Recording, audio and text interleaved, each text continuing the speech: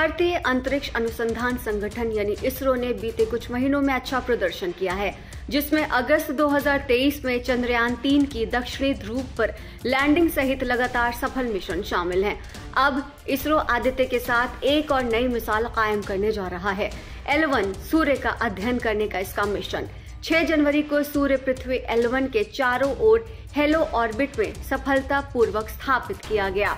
भारत के पहले सौर मिशन ने 2 सितंबर 2023 को PLSV-C57 द्वारा मिशन लॉन्च किए जाने के बाद अपने अंतिम गंतव्य तक पहुंचने के लिए पृथ्वी से लगभग 1.5 मिलियन किलोमीटर और 127 दिनों की यात्रा की।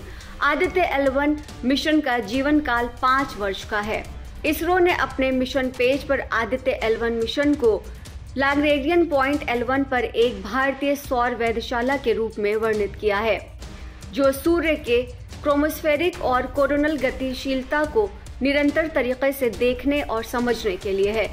मिशन में 7 पेलोड हैं: विद्युत चुंबकीय और कण चुंबकीय क्षेत्र डिटेक्टरों का उपयोग करके प्रकाश मंडल, क्रोमोस्फीयर और सूर्य की सबसे बाहरी परतों का निरीक्षण किया जा सकता है। L1 पर इसकी स्थिति को देखते हुए 4 पेलोड सीधे सूर्य को देखते हैं और बाकी 3 पेलोड लैग्रेंज बिंदु L1 पर कणों और क्षेत्रों का अध्ययन करते हैं। इस प्रकार अंतर्ग्रही में सौर गतिशीलता का प्रसार प्रभाव का अध्ययन प्रदान करते हैं।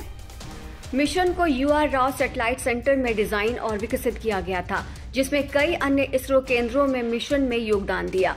पेलोड विभिन्न भारतीय वैज्ञानिक प्रयोगशालाओं द्वारा विकसित किए गए थे, जिनमें भारतीय खगोल भौतिकी संस्थान, inter university centre for astronomy and astrophysics और इसरो शामिल थे। अन्य सार्वजनिक क्षेत्र के संस्थान जैसे कि केरल स्थित 4 सार्वजनिक क्षेत्र के उपक्रम Keltron, steel and industrial forgings limited, Travancore Cochin chemicals और केरल ऑटोमोबाइल्स लिमिटेड ने भी आदित्य L1 मिशन में योगदान दिया है।